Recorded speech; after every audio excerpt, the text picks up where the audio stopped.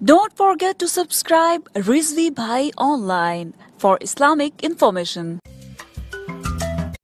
जी, हम बात कर रहे हैं अम्मा फातिमा सलामुल्लाह अलैहा के घर के जलाने वाली जो रवायत है शिया के यहाँ से ये अहले सुन्नत पर एतराज़ होता है, तो उसके ऊपर हमारी पहली एपिसोड मुसन्नफ़ इब्न अबी शैबा के मुतल्लिक़ आई और मुसन्नफ़ इब्न अबी शैबा के मुतल्लिक़ जुड़ी हुई दीगर किताबों के मुतल्लिक़ भी आई है।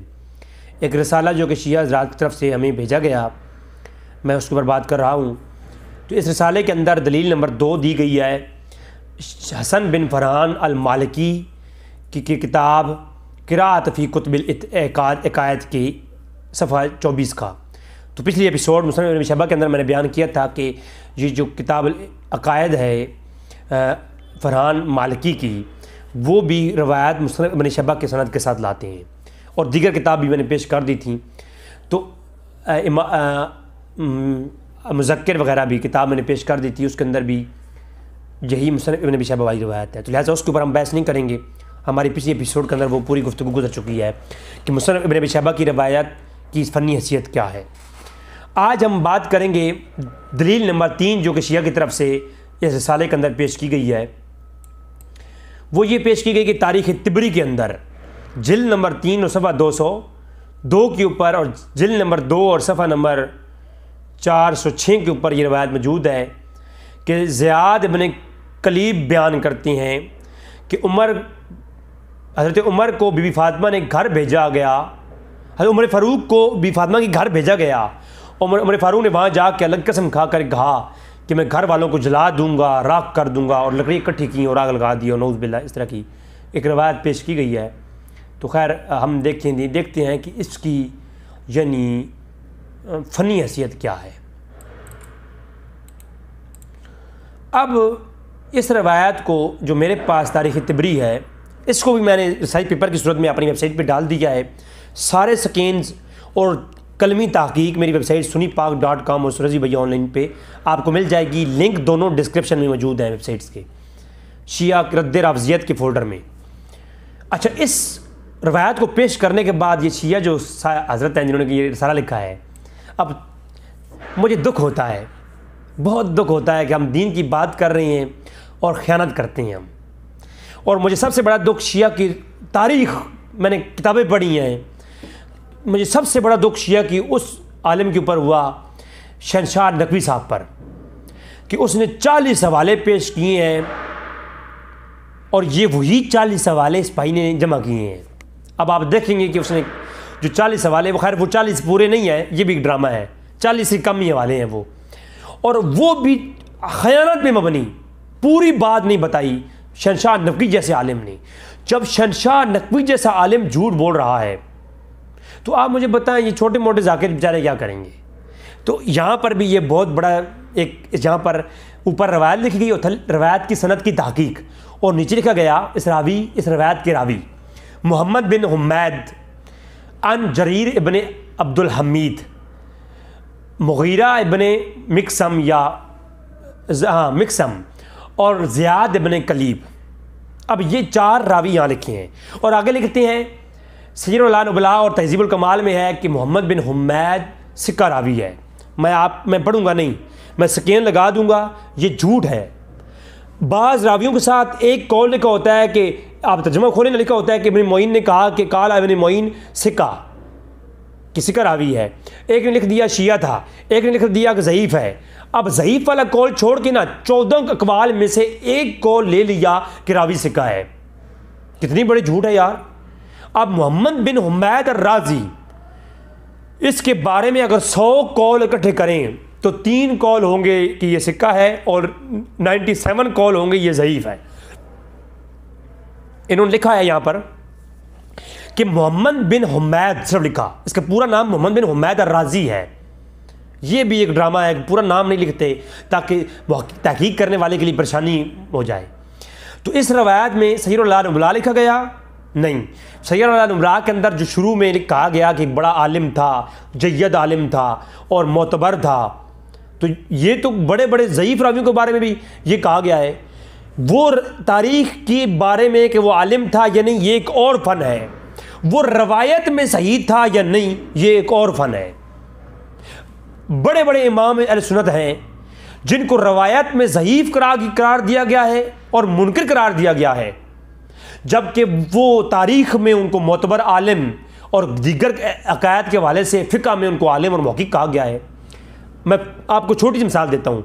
इमाम आज़म हनीफ़ा रहमहुल्लाह को आप उठाएँ। इमाम आज़म हनीफ़ा रहमहुल्लाह के बारे में इमाम बुखारी ने कहा है कि वो ज़ईफ़ रवाया हैं। मैं एक मिसाल दे रहा हूँ, एक कौल पेश कर रहा हूँ, एक मरदूद कौल है। अब कोई रावी आपको ये दिखाए कि अबू हनीफ़ा रहमहुल्लाह तो ज़ईफ़ रावी है, कहाँ लिखा है? बुखारी तारीख़ ज़ख़ीर के अंदर लिखा है। अब आप क्या कहोगे? आप उसे ये कहोगे भाई एक कौल है, इस कौल की किसने लिया है? इसके अलावा दिगर अकवाल भी तो हैं कि आलिम थे, फ़िक़्हा थे और मुहद्दिस थे और सिक्का रावी थे, तो आप क्या कहेंगे? तो अच्छा, इसी तरह कई और उलमा हैं जिनको आलिम हम मानते हैं मगर रवायात में हम ज़ईफ़ मानते हैं। आगे हम बात करेंगे अल्लामा बरादरी के मुतल्लिक, अल्लामा शहरस्तानी के मुतल्लिक, तो हम क्या करेंगे फिर आप? तो ये एक अलग फ़न है कि तारीख़ कुतब से लिखा हुआ है कि मोतबर का लफ्ज़ उठा करके आपने उसको सिक्का बना दिया। मैं आपके सामने स्कैन लगाऊंगा इंशाल्लाह दीगर किताबों के, आप देखें कि मोहम्मद बिन हुमैद अर्राज़ी को किसने कहा है कि वो सिक्का है। एक कौल मिलेगा, 10 कौल ये मिलेंगे कि ये ज़ईफ़ रवायत है, मुनक़ती है, शियत पाई जाती है, मुख्तलिफ रवायतें हैं इसके ऊपर। नंबर 1। इसके बाद यहाँ पर दूसरा कौल है जरीर इब्ने के बारे में, ये तक़रीब और तहज़ीब है मेरे पास। कहते हैं, अब ये आप देखें ज़रा, सुभान अल्लाह, जरीर के बारे में लिखा हुआ है कि क्या थे कि सिक्का लेकिन फ़ी हदीसी अन कतादा ज़ईफ़। साफ इनके बारे में लिखा हुआ है कि ये कौन थे? कहते हैं कि सिक्का है लेकिन फ़ी हदीसी अन कतादा ज़ईफ़ुन। और फिर लिखा कि माबाद अखलातो लकुन लहम युहद्दिसु फ़ी हाल अखलाती। अब इसके बारे में उलमा से पूछें कि जरीर के बारे में क्या जनाब कहेंगे? अब आप हैं जी, जरीर के बारे में अब जो भी आपने फतवा लगवाना है वो। अब जरीर बिन अब्दुल हुमैद, उनके बारे में भी एक और में सुन लें। लिखा कि सिक्का है। अब ये कॉल पेश करें। अगली बात, वकाना फ़ी आखिर उम्री युबहमु फ़ी हिफ्दहु, इसका हाफ़िज़ में क्या हो गया था? इबहम पाया गया था। अब जिस रावी के ऊपर ये शिकायत पाई जाए, उस रवायत की रावी की जो रवायत है उसकी दीगर शवायद देखे जाएंगे, उस रवायत दीगर असनाद देखे जाएंगी। इस रवायत का मरकज़ी रावी कौन था? हुमैद, वो तो है ही ज़ईफ़। दूसरा रावी है जरीर इब्ने अब्दुल हमीद, वो कौन है? उसकी आखिरी उम्र में हिफ्ज़ ही गुम हो गया था। अब इसके 2 रावी तो मैंने ये पेश कर दिए। अब इतना वक्त नहीं है कि मैं इसके ऊपर सारी बहस करूं। इसका तीसरा रावी कौन है? मुगीरा। इसी रवायत का तीसरा रावी कौन है? मुगीरा। एक रवायत में 4 रावी और चारों रावियों की हालात आप देखें। मैं क्योंकि मुख्तसर कर रहा हूं, वरना इसके ऊपर मैं तफसीली बात करता। ऑलरेडी मेरी गुफ्तगू आ चुकी है। मुगीरा इब्ने मिक्सम, इसके बारे में लिखा हुआ है कि ये मेरे पास है तहज़ीब, वही तक़रीब व तहज़ीब। कहते हैं मुगीरा सिक्का लेकिन इन्नहु काना युदल्लिसु, ये तो मुदल्लिस था। और मुदल्लिस की आने वाली रवायत अगर समा की तस्रीह ना हो तो क्या होती है? हाँ जी, उस पर तदलीस के ऊपर मेरा 1 घंटे का लेक्चर मौजूद है, ज़रूर सुन लें आप। अच्छा, तो मुगीरा इब्ने मिक्सम भी गया। ये एक रवायत की 3 रावी खलास। अब ज़ियाद इब्ने और तहज़ीबुल कमाल के अंदर जनाब अल्लामा ज़ेबी ने भी यही लिखा है कि ये जो मुगीरा है ना, ये कौन है? अल-कूफ़ी। इसके बारे में वही बड़े ख़तरनाक कौल किए हैं। बल्कि उन्होंने कहा कि काला शुअबतो काना मुगीरा अहवज़ुल हक़ में, व काला नुअयम इब्ने हम्माद अन इब्ने फुदैल, व काना मुगीरा युदल्लिसु, व काना नक्तुबु अन्हु इल्ला मा काला हदीस इब्राहीम। कहा कि इसकी रवायत तो लिख लो, लेकिन ये एक मुदल्लिस रावी था। तो एक ही रवायत में 3 रावी जो थे वो तो गए, उन पे तो नुक्ताचीनी है। अब ज़ियाद इब्ने कलीब के बारे में भी बात देख रहे ज़रा। ज़ियाद इब्ने कलीब के बारे में देखें। ये जो इस रवायत का रावी है, कहता है तहज़ीबुल कमाल फ़ैसमुर रजाल ज़ेबी लिखते हैं, कहते हैं ज़ियाद इब्ने कलीब बिन अबू मुआशर अल तमीमी अल कूफ़ी, इसके बारे में बहुत कुछ लिखा है, मैं उसको छोड़ रहा हूँ, मैं फ़कत इस पॉइंट पे आना चाहता हूँ। इसके बारे में अबू हातिम ने कहा है कि इसका हाफ़ज़ा कमज़ोर हो गया था वगैरह। और ज़ियाद इब्न कलीब के बारे में जो इब्न हब्बान का कौल है ना, ये तहज़ीबुल कमाल के अंदर, उससे ये वाज़ह होता है कि जिस वक़्त ये धमकी दी गई ना, खिलाफत की बैत हो रही थी, उस ज़माने में ज़ियाद इब्न कलीब खुद मदीना में था ही नहीं, ठीक है। और सन वफ़ात को आप देख लें, ज़ियाद इब्न कलीब की सन वफ़ात मैं आपसे स्क्रीन लगा दूंगा, मैं ऑलरेडी गुफ्तगू कर चुका हूँ। उसको मद्देनज़र रख के आपको मालूम हो जाएगा किस सन में जो है वो बैत हुई है और किस सन में ये वाक़या हुआ और ज़ियाद इब्न कलीब उस वक्त था किधर। तो जनाब ये सारी चीज़ें देखने के बाद आप इस नतीजे पर पहुँचेंगे कि तारीख़ तिबरी की जो रवायत है ये भी एक मनगढ़ंत अफसाना है, जिसके एक रावी नहीं 4 रावी हैं और चारों के चार हैं। और ये ज़ियाद इब्न कलीब के बारे में मतरूकुल हदीस, ज़ईफ़ुर रवायत और सिक्का, ये तीनों अक़वाल दर्जनों जगहों में मौजूद है। अब जब एक तर्जमे में 5 कवाल हों, एक कौल अपनी मनपसंद का आप उठा लें, 10 को छोड़ दें, तो ये जनाब उलूम हदीस नहीं है, ये बेगैरती आप कर रहे हैं, ठीक है। दरमियान से आप अपने मतलब की बात उठा रहे हैं। अल्लाह तबारक तआला से दुआ है कि ताला हमें समझने की तौफीक अता फरमाए। और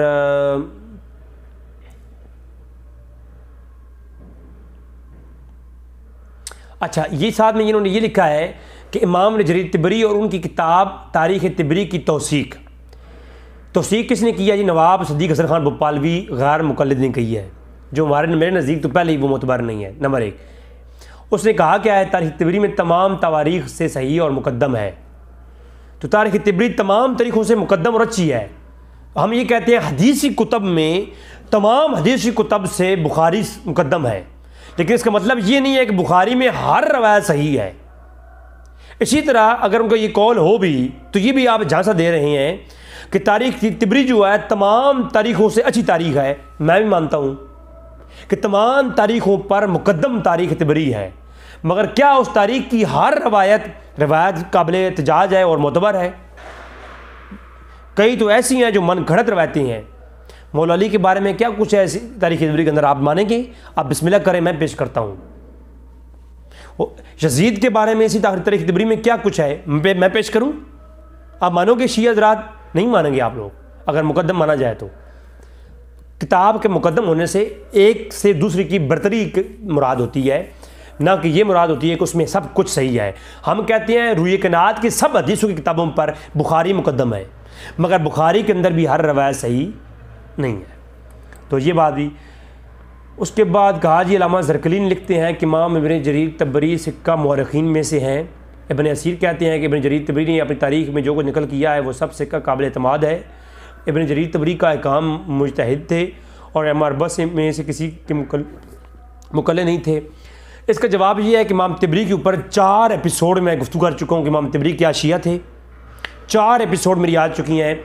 इमाम तिबरी रिज़वी भाई ऑनलाइन, आप यूट्यूब पे लिखेंगे इमाम तिबरी एपिसोड नंबर 1 रिज़वी भाई ऑनलाइन, तो 3-4 एपिसोड में गुफ्तगू आपको मिल जाएगी।